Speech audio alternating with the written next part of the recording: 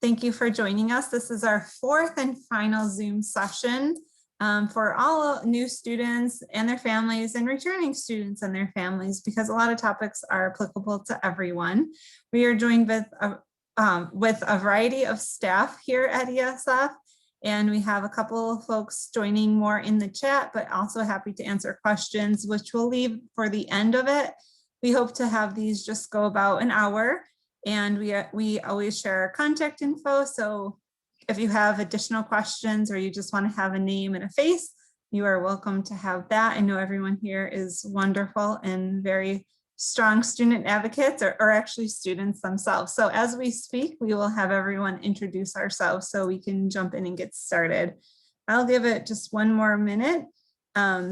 And then we'll get started. So again, in the chat, I just wanted to point out that we have Dean Lombard, who is our Associate Provost and Dean for Student Affairs, again, for her fourth session, joining us in the chat today. But certainly if there are questions, I know she'll unmute and answer it verbally if it's a really important topic.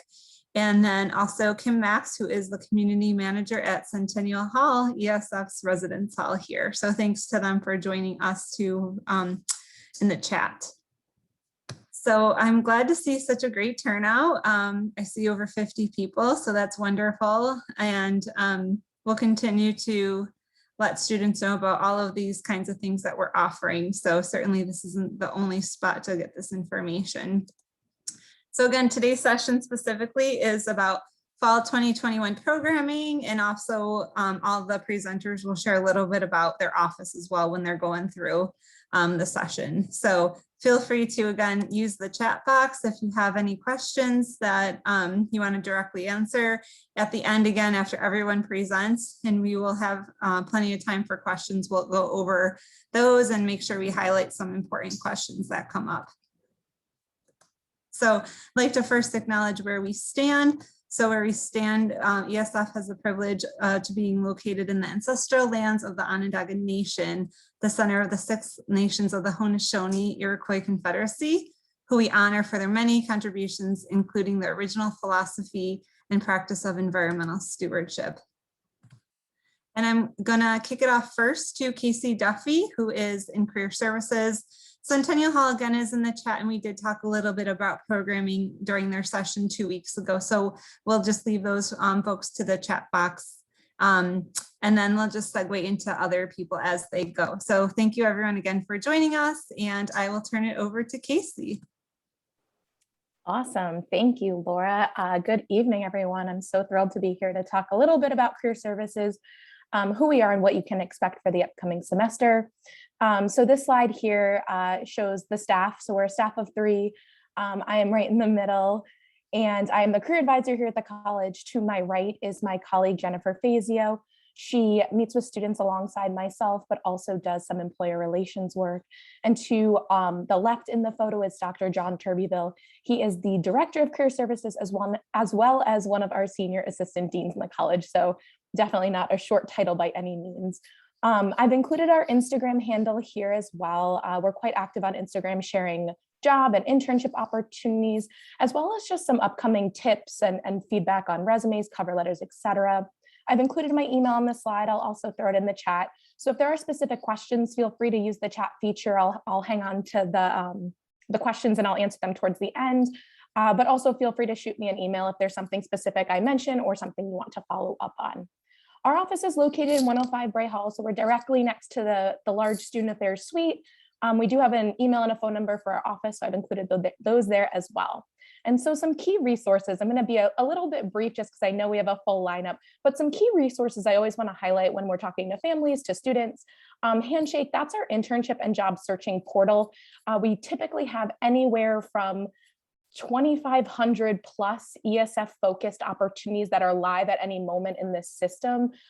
Those are jobs, those are volunteer experiences, those are internships. And so this is a really great system for your student to become familiar with, or if you are a student to become familiar with.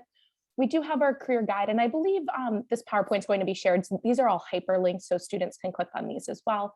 We have our career guide, which is kind of a play-by-play of all of the things we go through in our office. And so that's a really great resource as well. We do meet with students one-on-one. In the fall, we're hoping to get back to our in-person appointments, but we will maintain virtual options. So if students are not fully comfortable being in a smaller office, or just would rather roll out of bed and not head into campus because maybe they don't have classes that day, we do have in-person as well as phone and video appointment options that we will be meeting with students in the fall. We do have a website. It's a bit in transition right now, but it tends to be typically updated, as well as an email listserv. So students, both current students and new students, are always on our email listserv. We send out opportunities, information, upcoming events. It's an opt-out listserv, and so students are on it even past their time at ESF. Just as long as they don't opt out of the listserv, they get information from our office. Slide. Perfect. So first destination infographics, I'm very aware you probably cannot read the specifics on these, but I do like to highlight these. We do collect outcomes information from our students 1 year out. We're currently working on the class of 2021 and just finding our landing place of all of our students. Where did they go? Did they go to graduate school? Did they secure a job? Are they still seeking? And so we do collect this data for about a year before pushing it out.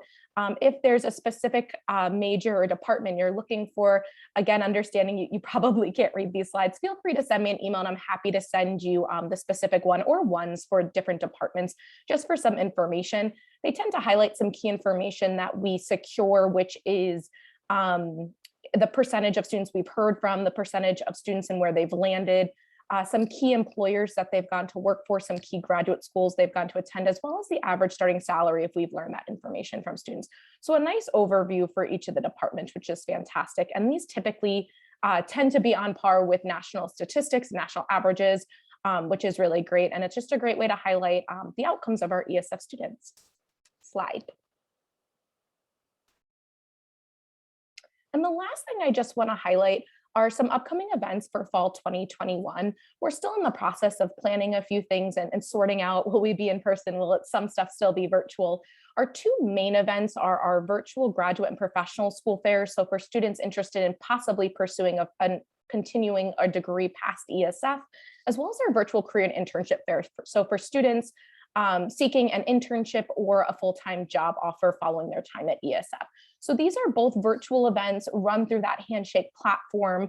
You see the dates and times listed here. They tend to come up pretty early in the semester, so it's a good way to mark your calendar, or if your students mark your calendars here as well.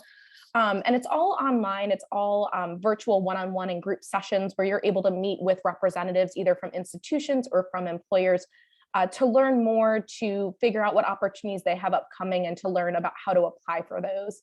We typically have a graduate and professional school series as well that comes right before the professional school fair, just to help prep students for that event, to just provide more information about what this pathway looks like and why they might want to pursue that. And then much later in the semester, we do have a winter break job shadow program that we do with alumni. That's the photo you're seeing here. Again, a few years ago, because last year we were totally virtual with this event. This year we're trying to do possibly a hybrid program. But you can see a few students at the Buffalo Sewer Authority shadowing with an alum, which is fantastic. This past year, they were all virtual meetings, virtual kind of tours. And like I said earlier, looking to do some type of hybrid program where students can both go on site as well as have access to alum that are a little bit further across the country, and they might not, regardless of COVID or not, be able to get out to see, which is pretty great. And the last thing, we do partner with the Open Academy. That's our online degree programs where we do have a professionals in sustainability webinar series. And so these are two alumni I'd love to highlight that are upcoming. It looks like I did miss the cutoff on one of those dates, so I apologize. It's not until October, but both with Teresa Evans and Michael Amadori, two fantastic alumni who are right in the nitty-gritty of sustainability and who will share a little bit about their past and provide some commentary to what they're doing in sustainability and how did they got there. And so really exciting lineup of events for parents, families to be aware of, as well as for students. So I will wrap up there knowing we have a full slate, and I'll check the chat if there's any questions. Thanks, Laura.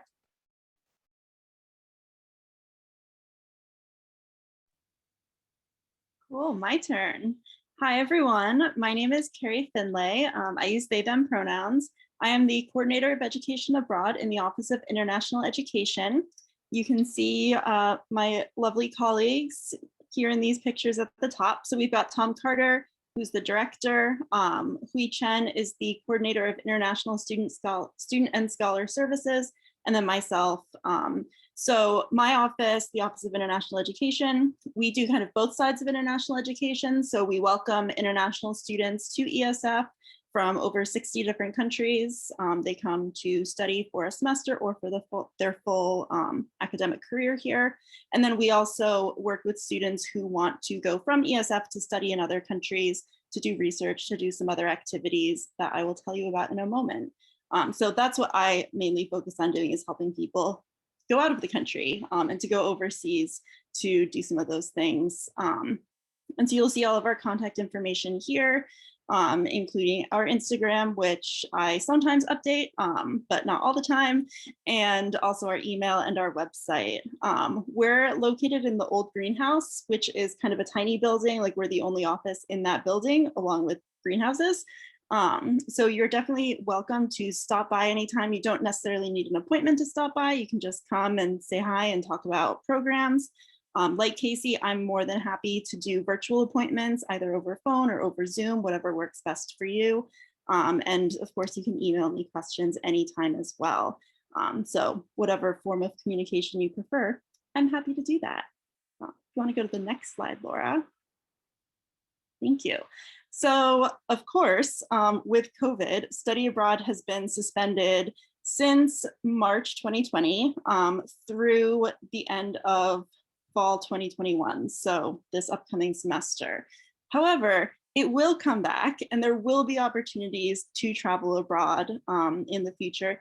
And especially if this is your first year or your second year, you won't be planning to travel abroad right away anyway. You'll be thinking like 2 or maybe even 3 years down the road.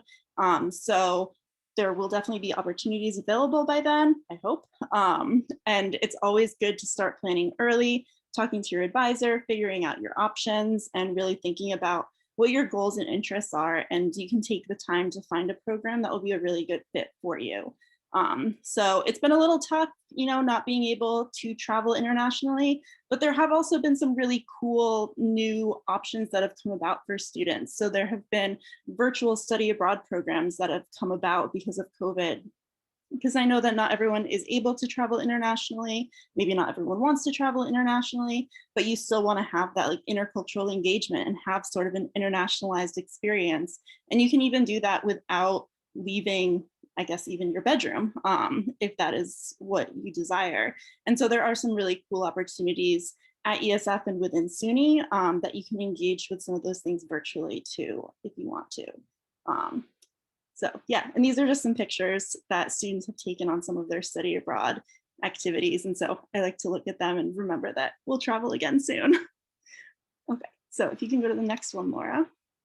Yeah, so I mentioned some of the opportunities for international engagement. Of course, study abroad, that is my love, my life. And there's a lot of different ways that you can study abroad. So I know a lot of people, they think of study abroad and they maybe think of a full semester program where you go to another university and you take classes there. And yes, that is one of your options. ESF has partnerships with 3 different universities, one in Germany, one in New Zealand, and one in Taiwan, where students can go for a semester and they take classes alongside local students in a variety of different programs. There's also programs that, are maybe a semester in length or maybe a summer or a winter program, which are more field-based. And so if you want to go live in a tent for 3 months in Mongolia, you can do that with some of our different study abroad partner providers that we work with. And then another opportunity that we offer is international courses. And so these are courses that are led by ESF faculty members. So it's a regular ESF class.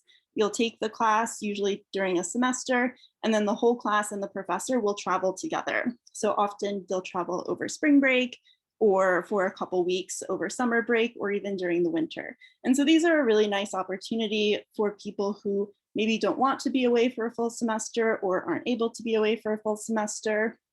So you'll travel between like 10 days up to 3 weeks or so, and you'll still be able to have some of that international experience and usually get like some hands-on field experience, but you don't have to have like the full-time commitment of being away for a semester. There are also opportunities on some different programs if students want to do internships abroad, or to be able to do some research projects abroad. ESF faculty go all over the place. You know, they do a lot of research and have partnerships with different organizations and different universities and different people all around the world. And so students are sometimes able to participate in that as well. And then, like I mentioned, virtual engagement. So there are ways that you don't actually have to, you know, travel if that's not something that's going to work for you. And then my office also puts on a lot of intercultural events. You know, so we think that it's really important to, you know, kind of have like a global campus and to have kind of that global mindset. You know, we always say in my office that the environment has no borders. And so when we're thinking about environmental issues, we're really thinking about things that impact the whole world. And so we really feel that it's important that between students traveling abroad and international students being here, that we have like an internationally focused community, so that we can all kind of work together, get to know each other better, and really form those relationships and partnerships that I think are essential. Also, I'm going to give a super fun brag. So that picture up at the top with the people like wearing suits and stuff, one of our students who is an alum now, he participated in a program with Sea Semester where you actually get to go and like sail on a boat for several weeks. And after that, he did some research when he was on the boat. And then him and one of his classmates actually presented on a panel at the United Nations about some of their research and things that they learned about like biodiversity in the Caribbean. So that's pretty cool. I linked here a playlist of a couple videos because I've done some longer presentations of about an hour each.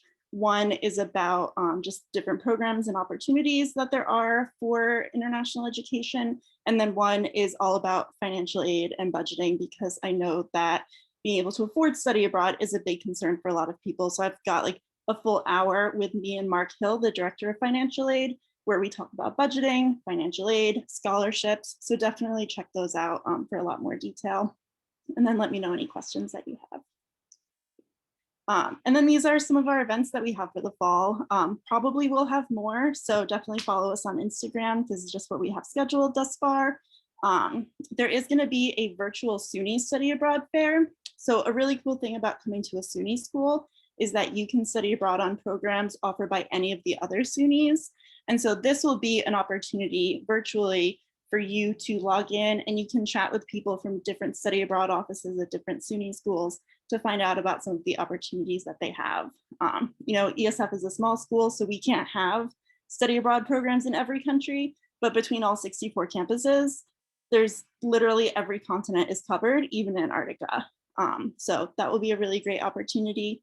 And then we'll be holding an in-person study abroad fair on September 22nd. We still haven't totally figured out exactly how it's going to work. We might have some of our study abroad partners come to campus, but that will just kind of depend. But we'll at least for sure have information on all of the programs that we offer. And we'll also have some faculty members there who are going to talk about some of the courses that they teach that travel internationally. During family weekend, I'm going to do an info session. So if you're listening to this and you're like, oh, wow, this sounds awesome, I want to hear more, come and get some tea and some snacks. And I think you get like a free ESF mug too. And we're going to talk about study abroad for like a full hour. It's going to be amazing. And then every November, we celebrate International Education Week. And so there will be events throughout that full week. So far, we've got scheduled, I think maybe you've heard of the Morning Munch, where you get like free breakfast, and we're going to do an internationally themed one. And then we'll also have an international education night where we usually have like food and performances and things like that. So yeah, please join us for all of our events. We always have the best food, so you don't want to miss out. Yeah, I will put my email in the chat box and I'll hang out in there. So if you have any questions, just let me know. And then I'm going to turn it over to Dr. Rivera. Hello, everyone. I am Dr. Lisette Rivera, and I use she, her, and aya pronouns. I am the Director of Student Inclusion Initiatives and Special Assistant to the Chief Diversity Officer. So I work in the Office of Inclusion, Diversity, and Equity, and I also work in Student Affairs. And my main focus is really students and helping our students feel more included and seen and welcomed on our campus. And so what I have on here is information for the Office of Inclusion, Diversity, and Equity. So our website's there, our Facebook and Instagram, our ESF diversity, same thing for Linktree. I will say we are very active on our social media, a little bit slower in the summertime, but we're very active on our social media and on our Linktree. So for almost all the programs we're scheduling in person, we're also trying to have some type of virtual component. So any type of registration that's required will be also on our Linktree, because that's easier for us to update really quick. So that's just a little bit about us. I do encourage you, follow us on social media if you want to learn more. Next page, or next slide. All right, so in the Office of Inclusion, Diversity, and Equity, we have Dr. Malika Carter. She is our first Chief Diversity Officer. So her main role is diversity, inclusion, equity, and access for the entire campus, and I help out with that. And then we also have Leela Randall, who is our administrative assistant. So we're an office of 3 people, a full-time staff. And we are in Baker Lab. So that means if you're hanging out in Bray or Moon Library, just come on over the opposite side of the quad. You're just gonna walk on over. We're on the 4th floor. I've only been at ESF a year and a half now. I was only on campus 2 months before COVID happened. So I'm really, really looking forward to interacting with more students in person. So come on over to Baker Lab. We're on the 4th floor. That's where you'll find us. Next slide. We also have graduate diversity fellows who work in our office. So we have Babetta Davis, who is from New York City. We have Natasha, who is joining us from Puerto Rico. And we have Jordan Jessamy, who is originally from Connecticut and also an ESF undergrad. He graduated with the last year from ESF. What was it last year? It's all blurred. He just recently graduated May 2020, was it? May 2020, May 2020 from ESF. So he's been a really great resource in our office as well, because kind of helping us get connected with students.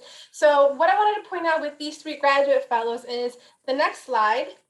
We have several different initiatives in our office. So when we began these initiatives, we connected with students on campus and we asked, hey, how can we help you feel more included on campus? What can the Office of Inclusion, Diversity, and Equity do? What would you like to see us do? And some of the things that we heard from marginalized students was they wanted to see themselves represented on campus more. They wanted to see more programming that kind of reflected them.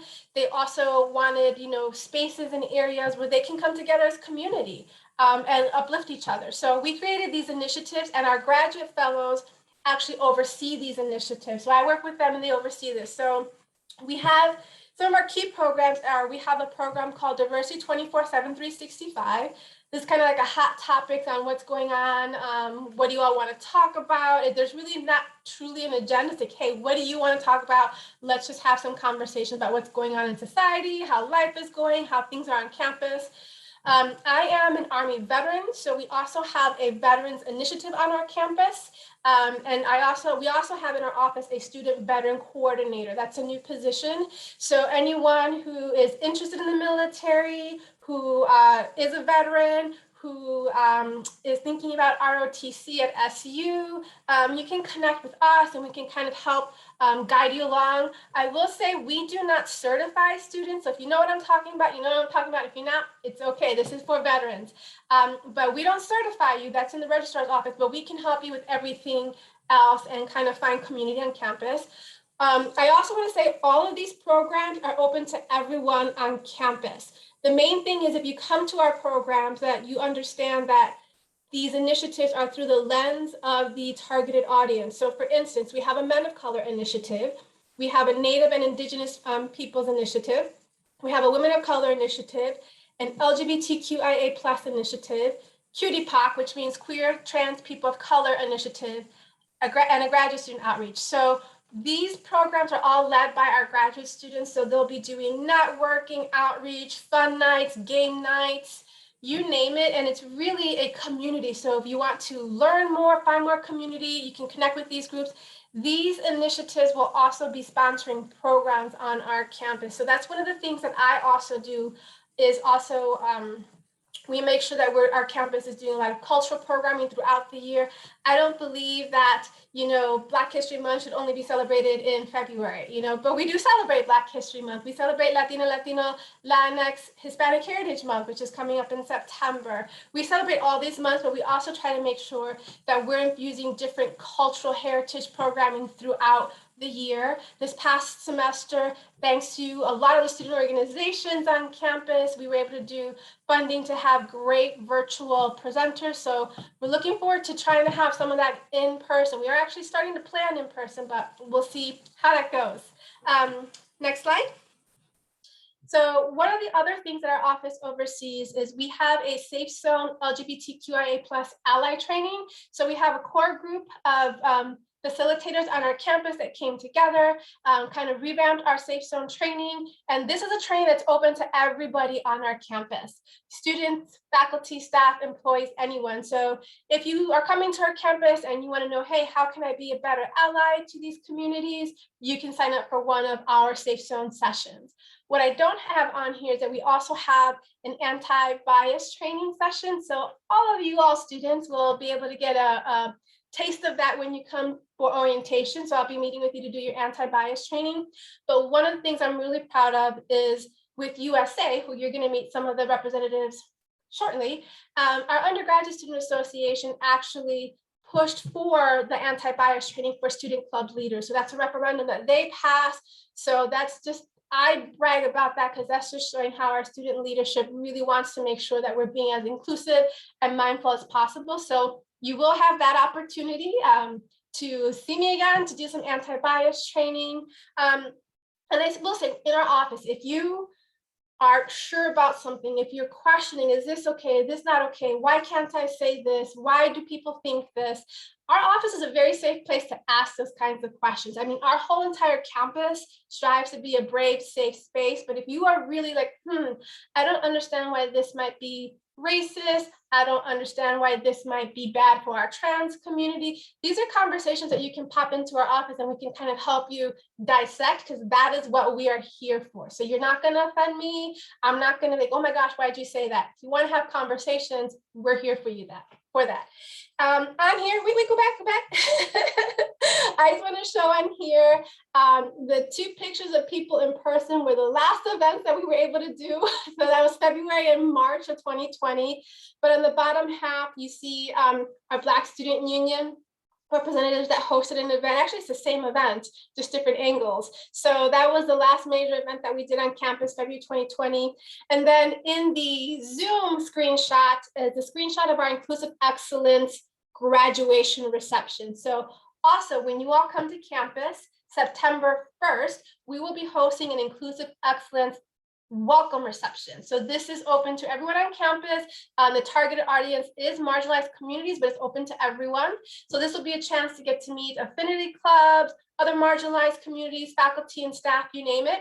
And at the end of every year, we also host an Inclusive Excellence graduation reception where you will receive a seraphic, kind of like the ones I have in the back, and some cords and or a rainbow cord if you like. So kind of us honoring you for making it through ESF. So the last couple slides, I just wanted to show that our office, you go to the next one. Our office works with some affinity clubs. I will say we will work with any club that wants to partner with our office, but I just want to let you all know we do have these clubs on campus. The Baobab Society has been on campus for like over 30 years. They are currently a multicultural club. So there's that. We have a newly formed Black Student Union on campus, and you can find all of these groups are active on Instagram as well too. They're a little bit quiet during the summer, but you'll find them on Instagram. And then next slide. We have our Sexuality and Gender Alliance. I forgot to mention I'm the advisor for the Black Student Union with Saga here, Sexuality and Gender Alliance, LGBTQ+ club. Carrie is one of the advisors as well. We have a brand new Veterans Club that I can connect you with. And again, one of the president works in our office. Next slide, and then I'll be done. We also have a brand new DESI club that started in March of 2021. So they're very new. This is a South Asian focused club. And then last but not least, there's also Jewish Stumpies, which is a special interest group. So I know that they are looking to be much more active this upcoming year. So I wanted to put that out there. So when you come to ESF, you know, if you're looking for cultural programming, cultural clubs, cultural dialogue, that's what we're here for. And I'll make sure I also put my information in the chat. That's all. Awesome. Hi, everyone. My name is Sarah Hauk, and I am the coordinator for student involvement and leadership. I work very closely with Laura, our director, who is leading tonight's session. We are located in the basement or the lowest level of Bray Hall across from our food pantry. One thing I always like to emphasize is that our office works with students from the start of their journey with orientation and all the way through to commencement, so for however long they're here. We also work with leadership development opportunities, community service, so things like our alternative spring break program. We advise our 40 plus and growing student organization clubs. We work on our campus pantry. We're also the advisors to our Undergraduate Student Association, USA. And we work very closely with OAK, which is our programming board, and you'll meet those folks in a little while. Next slide.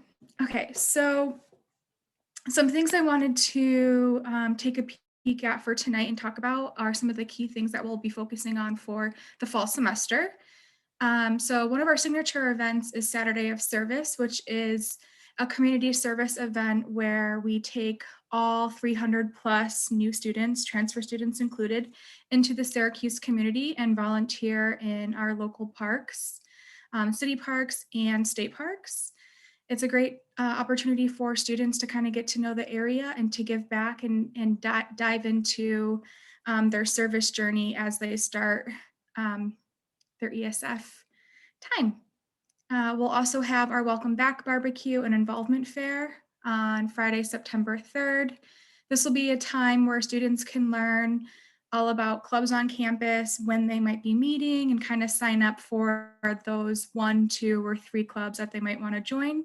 We'll also have common offices from SU join us and from our campus at ESF. We also host Emerging Leaders, which is a 6-week workshop series. Here we like to focus on kind of the individual, so thinking about just the beginning level of leadership. So what does it mean to be a leader? How do you define that? What does teamwork look like to you? Conflict management. And we really like to host this with our first year students or sophomores. So that's just something we like to add in. We'll also be doing a 9/11 memorial because it's going to be the 20th year this year on September 10th at 1 p.m. We're going to be having a horseback riding event, which is brand new. We'll be hosting field days, which is an opportunity for our students to kind of work side by side with our faculty outside of the classroom and get to see like what their specialty is. It's a fun time, and a lot of students use this as a means of extra credit or kind of getting an idea of a major or a topic that they might not be studying at that time. We also host Family Weekend. So that's October 2nd and 3rd. And then lastly, one quick thing is our extended orientation events. So our orientation leaders will be hosting 2 events per month, and those dates are to be announced, and also the topics.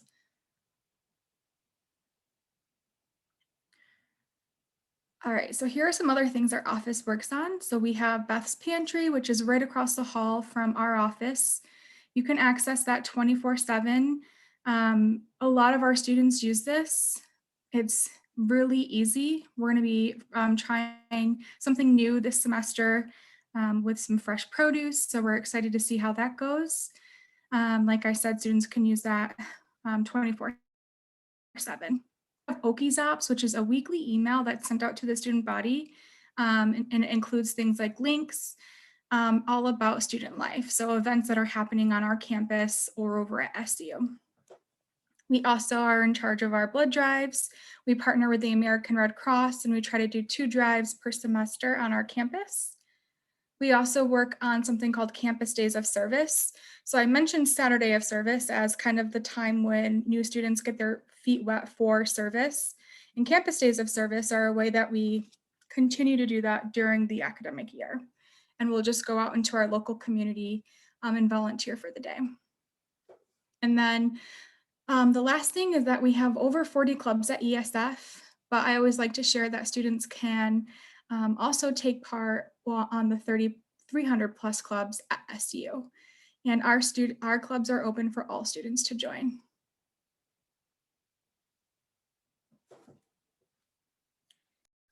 Thank you so much, Sarah, for sharing all of that.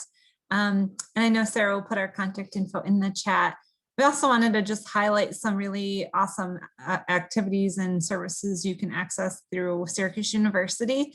So as you see in the screen, this is their platform that they use to advertise events. They're searchable, and you can even sign up here. We will have something similar to this in a few months, but certainly they have a lot of great activities beyond what ESF can have. Obviously, we're very small and they're very large, so they have a lot of really cool events. Their events calendar worked out since we're all still getting up and running for the fall, but it is very simple to find, and that's also how you search for their student organizations as well. The rec services at SU also has a wide variety of offerings. We might again do one horseback riding trip or one ski or snow tubing thing, and SU might do that every weekend for the month of September. So there's a lot of services that are offered. It is with their student ID card. So the ID card is provided by SU. Small plug, make sure you upload your photo if you're a new student to the ID card portal using your SU ID number, your 9-digit number.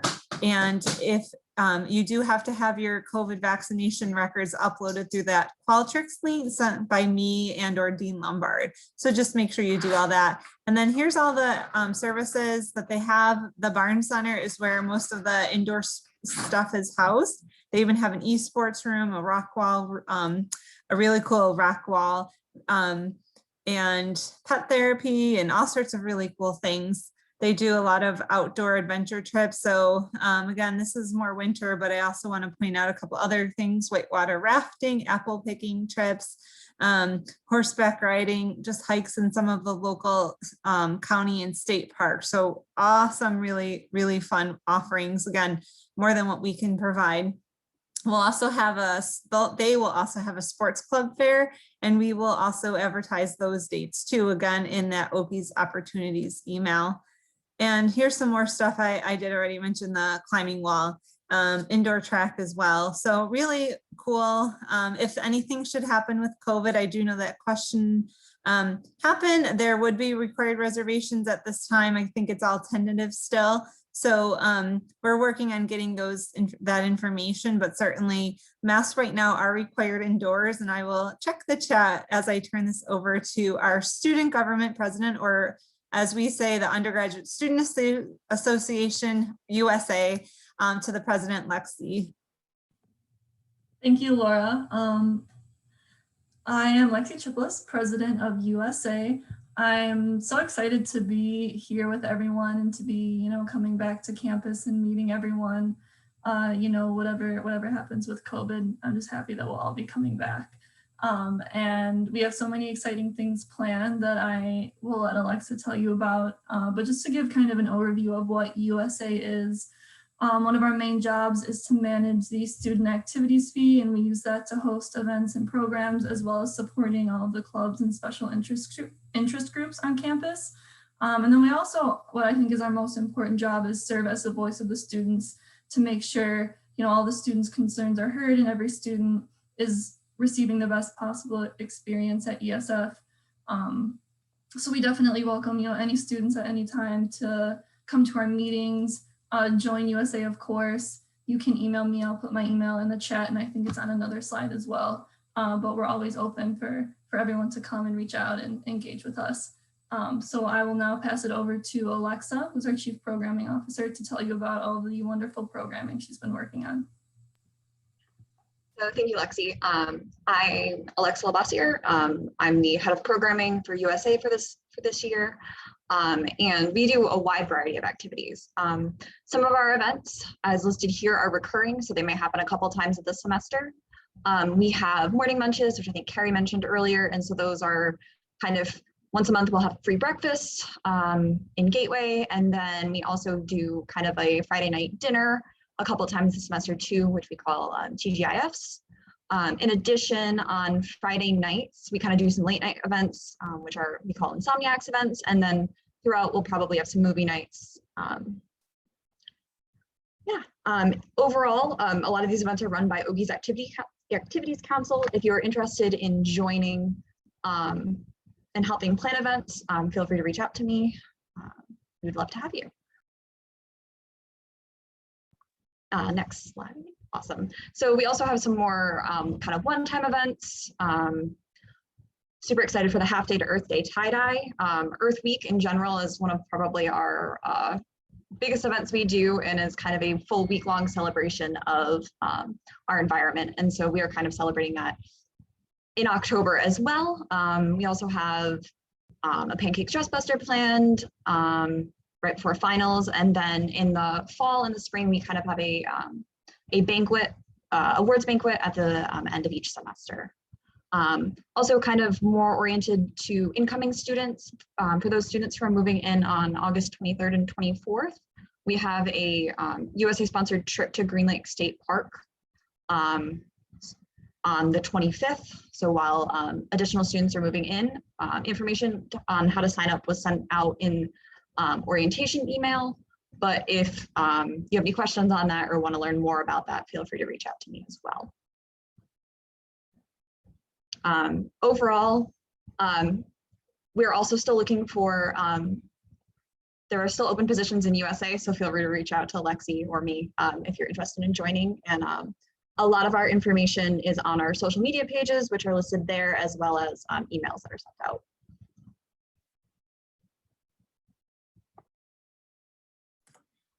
Thank you so much to everyone for presenting this helpful information. And it's always exciting to see when you put all of our programming efforts, and we are actually missing quite a few other people who do direct or indirect programming for our students, any graduate presentations and research opportunities.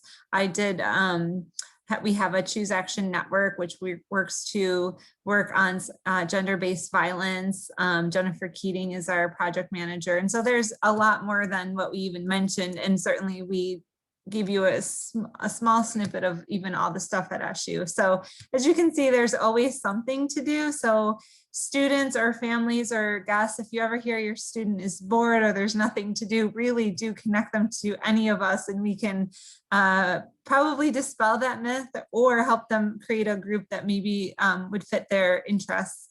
So for sure.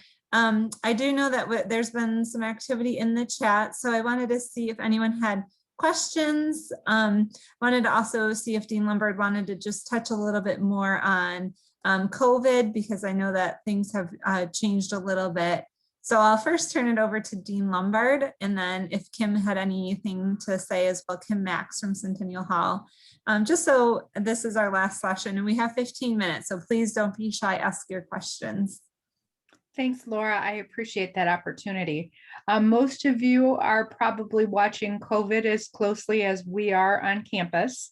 And as I said to someone in the chat, it is possible that the expectations and protocols may change over the course of the semester as things change. So, for example, a notice went out to our community today, including to our students via the student listserv, that because of some increasing positivity rates in Onondaga County, we are one of the counties that the governor has indicated we should be masking again. So we are asking our community to mask when indoors, except when in a private office alone. So We're trying to be as adaptable and as nimble as we can be. What I will say, and I'll reiterate what I put in writing, is that none of us wants to see anything close to a return of what last school year was like. We're all very, very excited about people coming back and programs happening and classes happening in person. But we do have to follow SUNY guidance and Department of Health guidance. So we're watching that very carefully. But as of right now, the only change is that we do need to mask indoors. And if there are additional changes, we will certainly notify our community as quickly as possible. So if you have specific questions that I haven't answered, do feel free to put them in the chat, or as I've said, every week, feel free to reach out to me individually if you'd like to ask your questions privately. So thanks very much, Laura. I appreciate it.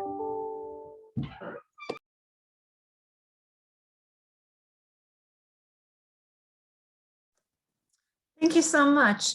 And I did see a question that was good to say out loud, and that is really dependent.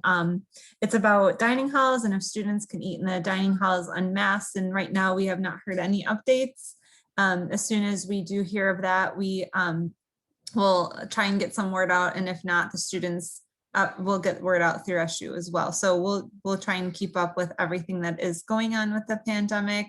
I know that there is a COVID dashboard that we are using right off the main homepage. So as much as we can update students, we will recommend again that students continue to check their @syr.edu email. Last 18 months, that was the best way to get word out. We don't always have enough time to do videos and Zooms and stuff. So definitely really encourage your student to do email sessions. Sorry about that. If there are any other questions, I know that there are some Centennial questions happening. Kim, if there was anything that you wanted to add about Centennial or any reminders you wanted to share, feel free to do that as well. Good evening, everybody. We are busy getting ready for your arrival.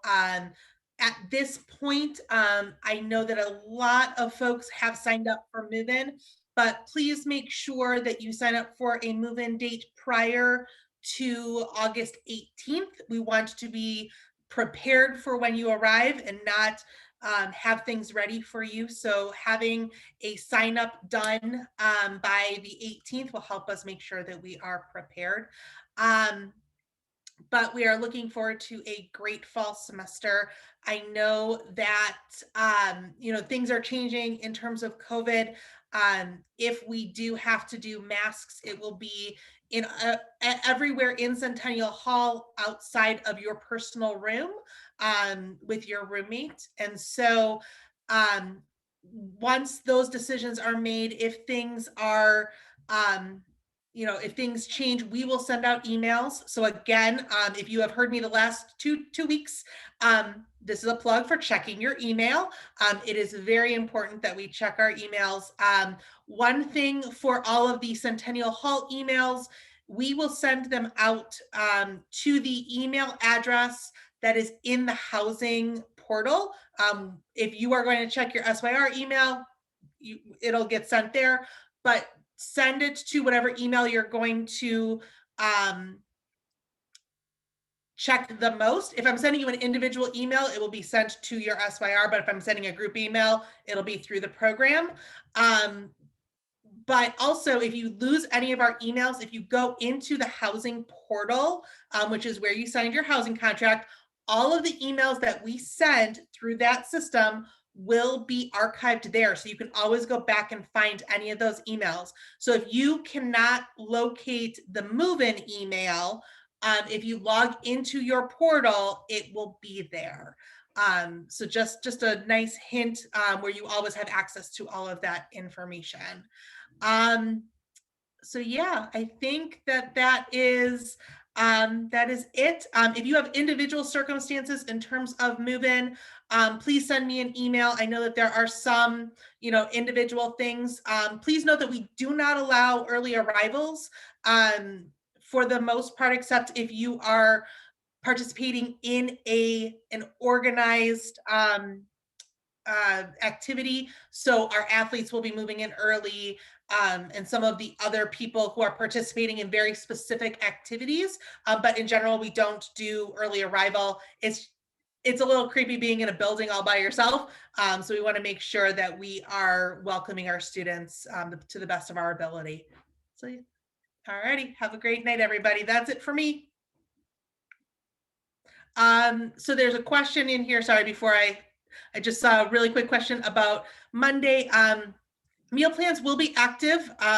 The Sadler Dining Hall, which is the closest dining hall to Centennial Hall, is not open until Tuesday at lunch.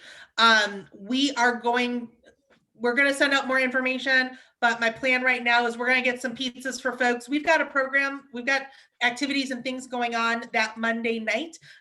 So there will be things to do. We will have some food there. So, you know, it'll be some pizza, but it'll be fun. We've got Blackleg mini golf. We've got some escape rooms. We've got cornhole and ladder golf and kind of all of the outdoor activities, so folks can have some fun. Thank you so much. I know that I think most questions have been answered in the chat. So if you are interested in posting a question that we may have missed or unmuting your mic and asking it out loud, that's always helpful too. We have just a few more minutes left, so I don't want to ignore any pending questions. And again, I know everyone has shared their information a few times, their contact information. And also, again, a good point of contact is calling the Division of Student Affairs. The line is always answered, and that number I'll put in the chat as well. But certainly feel free to ask any more questions. 5-7 minutes left. Happy to help with that. And again, I can't stress, as we've all shared, emailing us, reaching out to us in person. When your students are here, again, we did live, unfortunately, a virtual life, and I think we did. We were very accessible, morning, noon, night. And so if something happens or your student isn't feeling well and they still want to meet, or, needing to not be in person, but willing to meet, I know a lot of people have shared some virtual things or appointments virtually as well. So feel free to reach out to us. We're always wanting to help. And I'll have Dean Lumbert answer the vaccination information. And I do want to make sure I do mention about bills. So all students should have gotten their ESF bills around July 15th. If there is a student who is accepted after July 15th, obviously you would not have gotten the bill yet.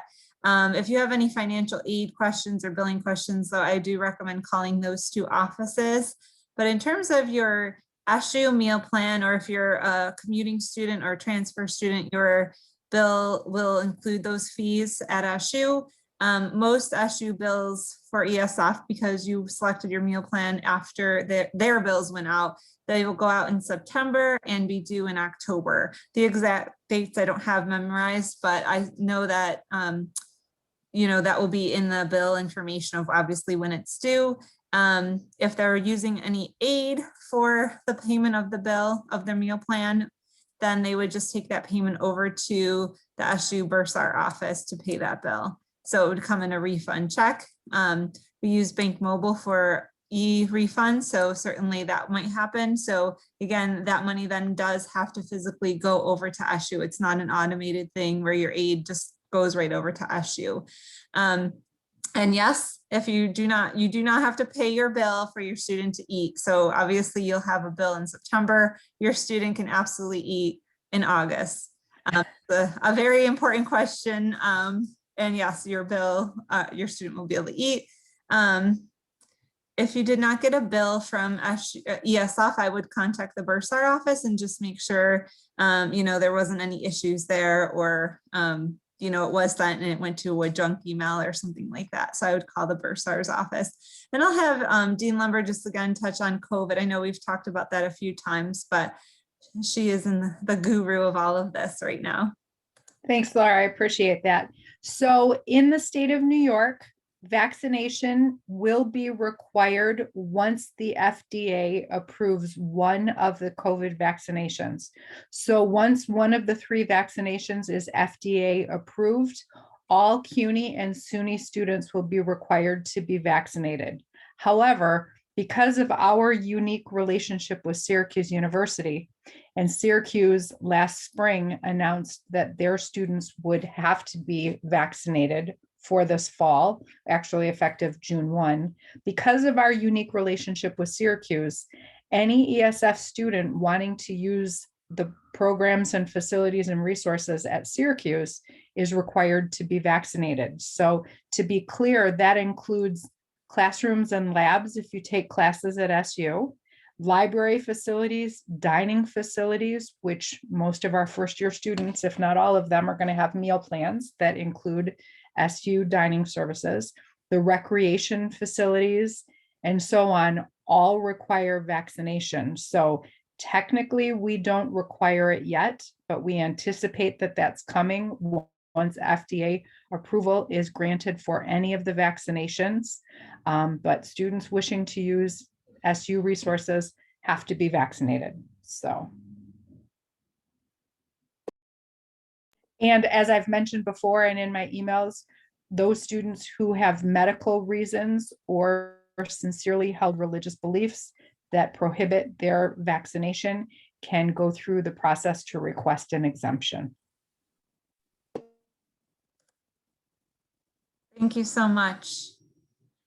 I'm hoping we didn't miss any questions. Again, if we did, just please retype it or ask it out loud with the unmute button.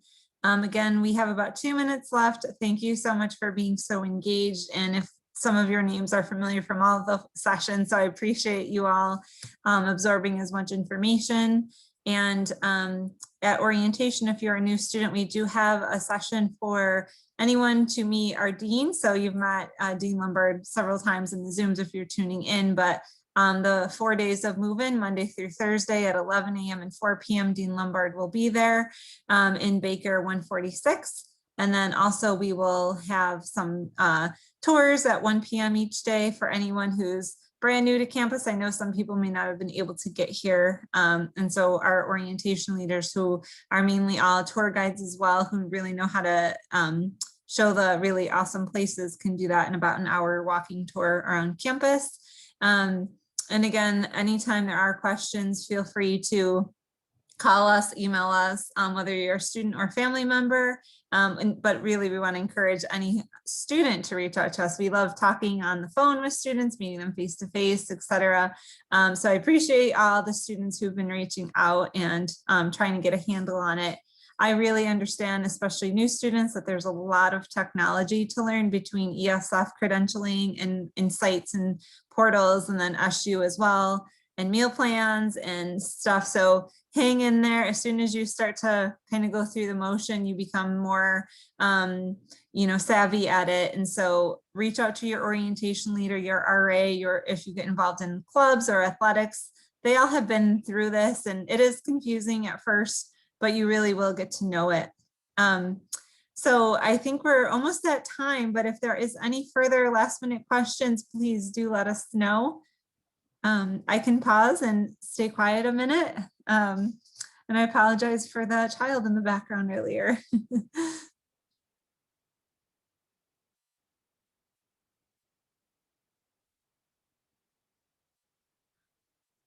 Okay. Well, I again want to thank all of our panelists for being here and taking the time to do these presentations. I think, again, it's really helpful. So please encourage your student, if they are not tuning in, to just review this as well. And I will send this Zoom recording out tomorrow morning, and the PowerPoint slides I'll just put as a link as well. So I know that there are a lot of links within the slide, so I know that you can't get that in Zoom as well. So we also post them on the Information Central page of the orientation website. So the other 3 sessions are already posted there as well. If you again need anything clarified, or as things may change, hopefully not too terrible, we'll again put it on that main dashboard, the COVID dashboard. So thank you all so much for tuning in, and I hope you all have such a wonderful night, and we'll see you all in just a few short weeks. Thank you.